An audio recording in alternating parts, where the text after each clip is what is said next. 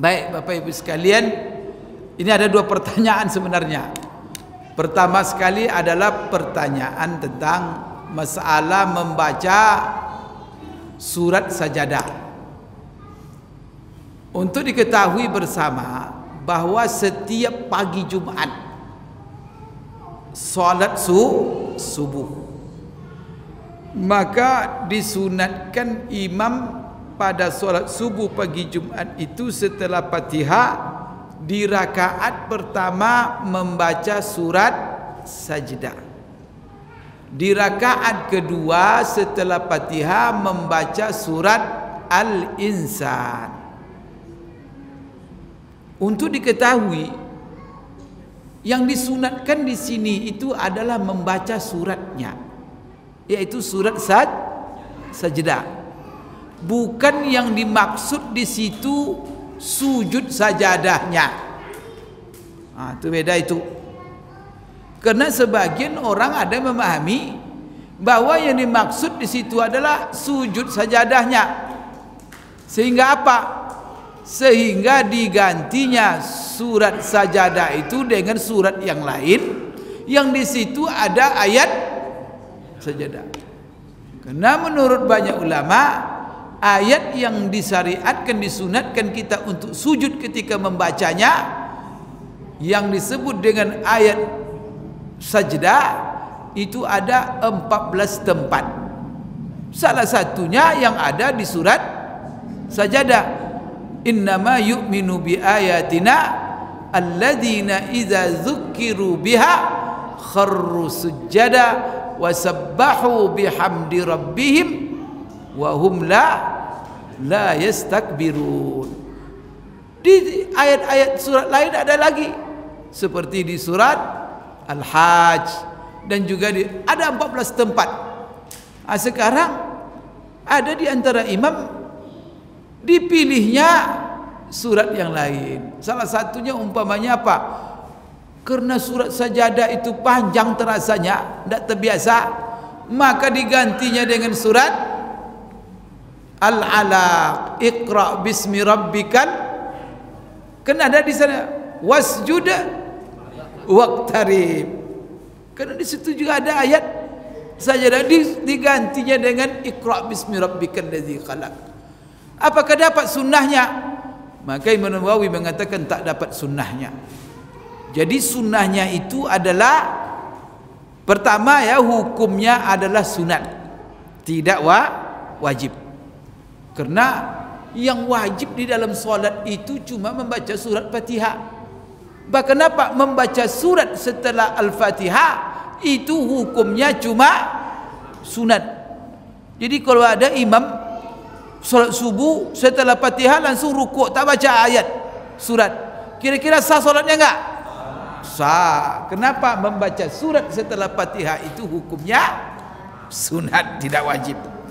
Sekarang khusus untuk solat subuh Jumat itu disunatkan membaca surat sajdah. Kemudian di sini untuk mendapat sunatnya, Imam Nawawi mengatakan jangan dibagi-bagi surat sajdah itu, karena sebagian imam kena mempertimbangkan jemaahnya malas-malas, takut diprotes oleh jemaah, dibagilah surat sajdah itu dua. Maka apa? Setelah dia sujud sajadah dengan ayat innama yu'minu bi ayatina wa hum la yastakbirun, tambah satu ayat, tatajafa junubuhum anil madaji'i yad'una rabbahum khaufan wa tama'a wa mimma razaqnahum yunfiqun. Langsung dia ruku. Nanti rakaat kedua disambung dengan artinya apa?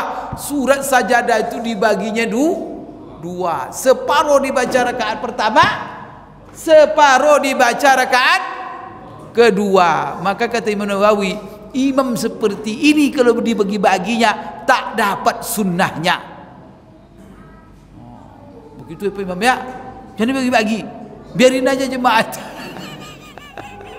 Maka jemaah itu dibiasakan untuk supaya mereka mengikuti surat sajdah itu Itu tidak panjang itu. Surat Sajadah itu tak panjang Bapak Ibu. Itu masuk pertengahan itu. Dan tidak pula terlalu pendek. Mendengar itu. Dalam solat Rasulullah kalau 2 halaman 3 halaman itu biasa. Nah ini ya. Jadi sunnahnya itu rakaat pertama surat Sajdah, rakaat kedua surat Al-Insan. Ah ini ada pula surat Sajadah pertama, rakaat kedua surat Wad-Duha. Karena Al-Insan juga terasa agak panjang daripada yang lain-lain.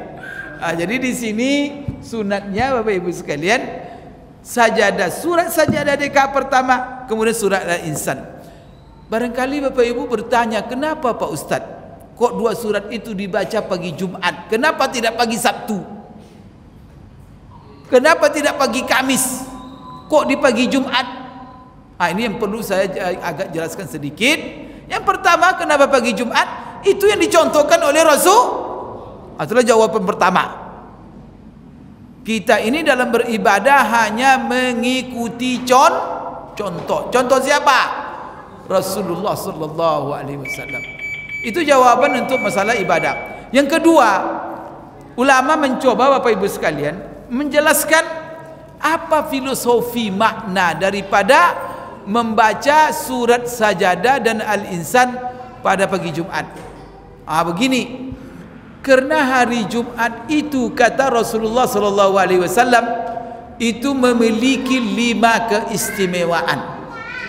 Jadi ada 3 keistimewaan hari Jumat. Pertama, di hari Jumat itu manusia pertama diciptakan, Nabi Adam.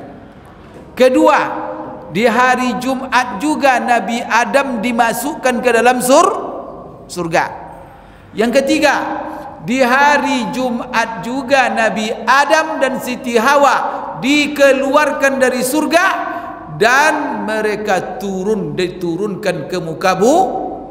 Jadi manusia menginjakkan kaki pertama di muka bumi ini hari apa? Hari Jumat. Siapa yang mengatakan? Rasulullah sallallahu alaihi wasallam.